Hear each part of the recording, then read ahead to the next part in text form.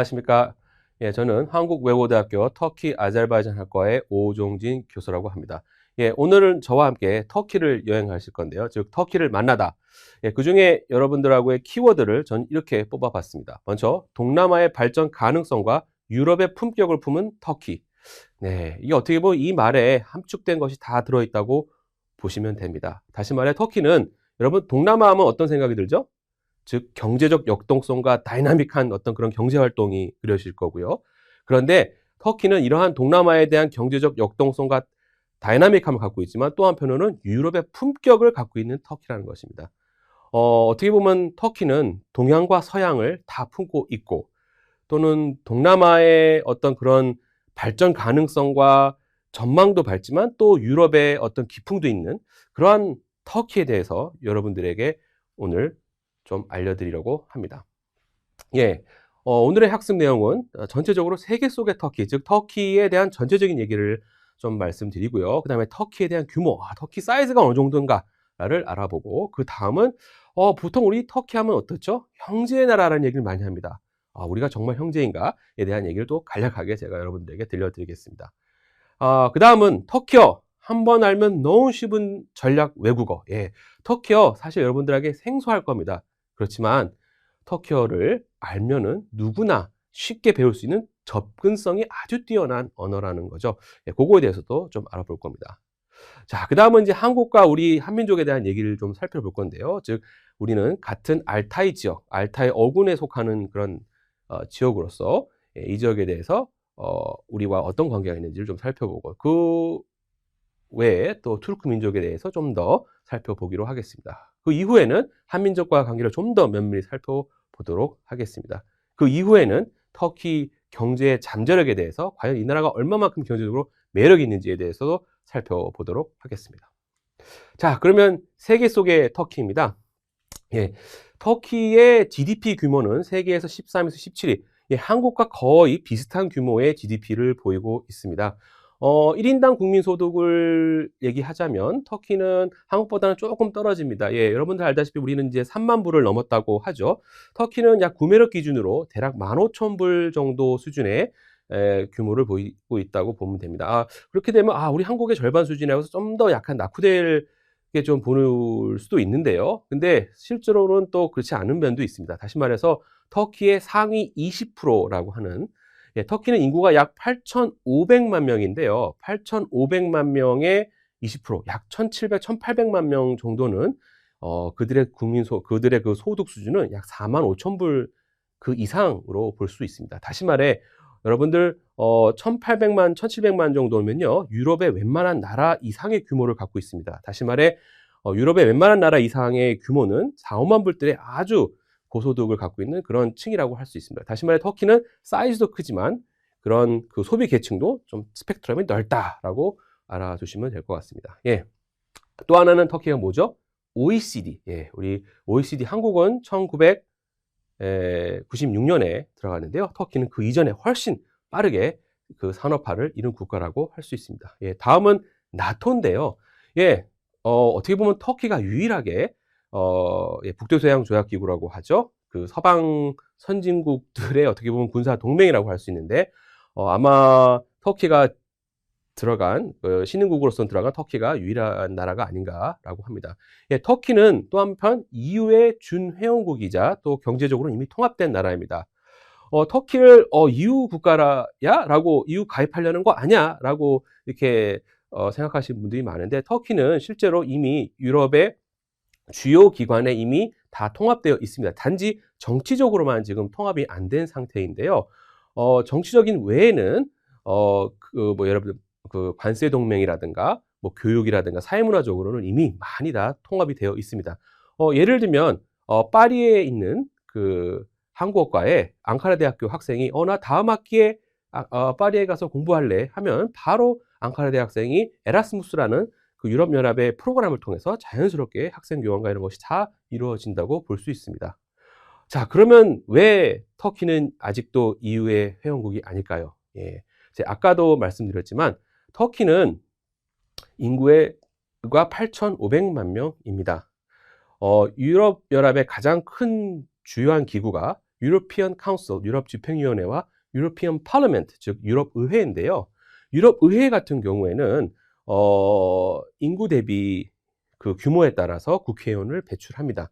다시 말해서 우리나라에서도 지역구가 큰 지역의 국회의원들이 이렇게 많이 나오는 것처럼 마찬가지로 유럽도 인구 대비 그 국회의원들을 유러피언 의회, 유럽 의회에 보냅니다. 근데 여러분들 어떻죠? 터키는 8,500만 명이면 여러분 유럽의 트로이카라고 하는 독일, 프랑스, 영국이 거의 그 수준을 말씀드리면 독일이 제일 많고 한 8,500만 정도고 그 외에 이제 프랑스와 영국이 뭐 한 6,500만에서 7,000만 정도라고 할 수 있습니다. 그렇게 되니까 터키가 유럽연합에 가입을 하게 되면 독일 다음으로 큰 나라가 됩니다. 다시 말해서 유럽 연합 같은 경우는 큰 정치적 파워를 터키와 공유해야 되는, 쉐어해야 되는 그런 상황이 벌어진 거죠. 그렇기 때문에 이 문제는 어떻게 보면 조금 쉽지는 않은 문제입니다. 자, 그러면 많은 사람들이 물어봅니다. 교수님, 터키는 그러면 EU에 언제 가입할까요? 예, 이거 상당히 어려운 문제인데요. 터키도 유럽을 무시할 수 없지만 유럽 또한 터키를 그렇게 당장 우리가 필요 없으니까 나가라고 할 수 있는 입장도 아닙니다. 다시 말해서 상호 지금 어떻게 보면은 윈윈하는 쪽에서 어떤 것이 좋은가를 지금 찾는 그 시점이라고 볼 수 있고요. 아마 유럽연합과 터키는 상생하는 거를 지금 이제 찾아야 될 것이 앞으로의 큰 남은 과제가 아닌가 합니다. 예, 또 터키는 한편으로는 이슬람권의 맹주이자 롤모델이라고 할 수 있습니다. 다시 말해 중동과 중앙아시아의 주요한 국가라고 할 수 있고 이들 국가에서 나름의 큰 리더 역할을 하고 있는 피벗 스테이트, 즉 주축 국가라고 할 수 있습니다.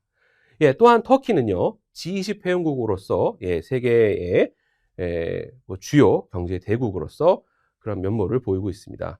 예, 실제적으로 터키는요, 2010년 이후에 8.2%, 즉 중국에 이어 세계 두 번째로 큰 경제 성장을 보인 바도 있고, 그 이후로는 다양한 예를 구테타라든가 약간 지역적 불안이라든가 다양한 문제가 있음에도 불구하고 터키는 지속적으로 5% 이상대의 경제 성장을 보이고 있는 그런 나라이기도 합니다. 네. 여기 나온 바로 조지 프리드먼 있죠. 이 조지 프리드먼은 상당히 또 미국의 CIA 전 관련자이자 또 이 미래지향적인 책을 쓰신 분인데요. 이분이 2010년에 The Next 100 Years, The New Global Power라는 그런 책을 쓴 적이 있습니다. 이것은 터키가 2000 이후 보인 지속적인 성장과 가능성에 대해서 좀 언급을 한 편인데요. 이 조지 프리드먼은 2010년 이후에 앞으로의 100년 이후에 다양한 국가들이 있지만 그 국가 중에서 새로운 글로벌 파워가 나올 거라면서 이 몇몇 나라들을 명시한 바 있습니다. 그 대표적인 게 바로 중동 지역에서는 터키를 이제 주요 글로벌 파워라고 얘기를 하고 있고 그 외에 폴란드라든지 멕시코라든지 브라질이라든지 인도네시아, 말레이시아 이런 국가들을 주목하고 있습니다. 터키도 그 안에 주요한 뉴 글로벌 파워로서 언급을 하고 있습니다. 최근 2018년부터는 대통령제로 국정체제가 전환되면서 좀 다양한 또 다른 면모를 보이고 있는 것이 최근의 터키의 모습이기도 합니다. 네, 그러면 제가 터키 규모에 대해서 살펴보도록 하겠습니다. 터키의 사이즈 규모에 대해서 궁금해하실 분들이 많은데요. 터키는 여기 지도에 보신 것처럼 독일, 이태리, 오스트리아, 네덜란드를 합친 규모라고 볼 수 있습니다. 상당히 크죠. 여러분들 독일만 해도 유럽에서 그 규모가 큰데요. 독일과 이태리, 거기에다 모자라 오스트리아와 네덜란드를 합친 만큼 규모가 큰 나라입니다. 이스탄불에서 저쪽 우리 동쪽 끝까지 비행기로는 약 2시간 20분 정도의 큰 비행거리를 보이고 있습니다. 여러분 2시간 20분 정도면 동경과 한국 간의 서울 간의 관계라고 볼 수 있죠. 인구 규모는 폴란드의 2배, 가장 유럽에서 역동적이라고 볼 수 있는 폴란드의 2배, 약 8,500만 정도라고 지금 보면 될 것 같습니다. 또한 터키는요, 유러피언 카운슬 이미 1949년에 유럽 집행위원회 주요 회원국으로 참여를 하고 있습니다. 또 하나는 아까도 말씀드린 나토의 주요 회원국이기도 하고요. 그 다음에는 OECD, 아까 봤죠? 1961년에 터키는 이미 서방 선진국들의 경제 조직인 OECD에 가입되어 있습니다. 또한 WTO에 1995년에 이미 가입되어 있고요. G20 국가에 1999년, 그 다음에 세계 이슬람회의 국제기구인 이슬람 국가들의 모임에도 주축국가로서 1969년부터 열심히 활동적으로 활동을 하고 있습니다. 예, 이미 2002년부터 최근 2018년까지 예, 그 이슬람 국제회의를 이끈 그 의장이 바로 터키라고도 할 수 있습니다. 자, 그러면 과연 한국과 터키는 정말 형제일까요? 예. 역사적으로도 봐도 뭐 여러 얘기가 많지만 뭐 어떤 분들은 뭐 한국전 이야기도 하시는 분도 있고 하다못해 월드컵의 3, 4위전을 얘기하시는 분도 있는데 한국과 터키는 역사적으로도 이미 많은 교류를 하고 있고 언어 문화적으로 상당히 친밀한 나라라고 할 수 있습니다. 다시 말해서 한국과 터키어는 언어 문화적 역사적 공통점 즉 알타이 문화권을 같이 공유하는 그런 나라라고 할 수 있습니다. 자, 그러면 터키어는 얼마큼 쉬운지요? 예. 터키는 한 번 알면 너무 쉬운 전략 외국어라고 할 수 있고요. 한국어와 같은 알타이 어군이기 때문에 문법적으로나 어순적으로나 여러 면에서 한국어와 상당히 유사한 면을 보이고 있습니다. 자, 그러면 어떠한 매력이 있냐? 바로 쉬운 접근성입니다. 배우기 쉽습니다. 알파벳으로 쓰여져 있기 때문에 바로 여러분들이 직관적으로 바로 받을 수 있고요.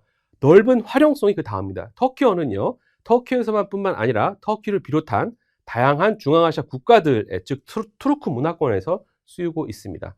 터키어에 대한 전략적 가치는 이로 인해서 터키뿐만 아니라 중앙아시아 여러 국가들이 다 포함된 지역이라고 볼 수 있고 유럽의 어떤 그 일부 지역에서도 터키어를 쓰고 있습니다. 또한 한국과의 관계, 즉 정치, 경제, 문화적 관계가 매우 좋기 때문에 앞으로에 대한 활용 가치도 매우 크다고 할 수 있습니다. 예, 여기 보신 것처럼 터키어 알파벳인데요. 예, 보이는 것처럼 터키는 알파벳을 쉽게 배울 수 있습니다. 예, 29개의 알파벳으로 있고요. 영어에는 없는 몇몇 자와 또 새로운 글자가 여기 익혀 있습니다. 여기 대표적인 제가 이제 좀 어느 정도 쉬운지를 말씀드리면 여기 글자 보이시죠? 이게 햄버거가 아니라 함부르게르입니다. 함부르게. 다시 말해서 터키어는 여러분들이 발음 나는 대로 쉽게 발음을 그대로 해주시면 된다는 차원에서 제가 예시로 한번 들어봤습니다. 네, 다음은 오스만 제국과 터키 공화국 지도를 보면서 좀 그 규모에 대해서 좀 살펴보겠습니다. 예, 오스만 제국 영토 여러분 보이시죠? 예, 오스만 제국은 유럽과 중동, 북아프리카 이런 광대한 지역에 분포한 아주 대제국이었죠. 예, 그럼에도 불구하고 터키가 20세기 들어서 터키 공화국으로 조금 줄어들었죠. 예, 이렇게 보이시는 것처럼 터키 공화국이 되었는데요. 근데 앞서 말씀드린 것처럼 터키 공화국의 오늘날의 그 규모 또한 뭐 독일과 이태리 또는 그 오스트리아와 네덜란드를 합친 그 규모라고 할 수 있습니다. 다시 말해 터키 공화국이 과거 오스만 제국보다는 많이 줄었지만 그 규모면에서는 그렇게 아직도 작은 나라는 아니다라는 거죠. 제 다음은 여러분들 알타이 지역과 바로 민족인데요. 이 알타이 지역이라는 곳에 터키와 한국뿐만 아니라 몽고, 일본도 다 포함되어 있습니다. 즉 이 지역은 알타이어를 사용하는 그런 언어 문화권이라고 볼 수 있는데 이 투르크족과 몽고족, 퉁구스족, 한국, 일본이 바로 주요 민족이라고 할 수 있습니다. 여기 지도에 보시는 것들이 이 다양한 국가들이 다 알타이 민족 국가들이고요. 여기 보이신 한국과 북한, 일본 또한 알타이 민족 국가에 속한다고 볼 수 있습니다. 여기 민족에 있는 것들 보이는 것처럼 만주족과 만주족을 비롯해서 일본, 한국, 다양한 몽고와 터키 부족들이 다 알타이 부족에 속한다고 볼 수 있습니다. 예, 언어적으로도 아까 말씀드린 것처럼 한국어와 몽골어, 터키어, 그 다음 일본어가 이 주요 알타이어에 속한다고 말씀드릴 수 있습니다. 예, 터키 민족들은 이 지역을 자신의 민족의 근거지로 보고 있습니다. 다시 말해서 예, 이 내몽골 지역과 북알타이 지역부터 시작해서 이 중앙아시아 넓은 지역인데요.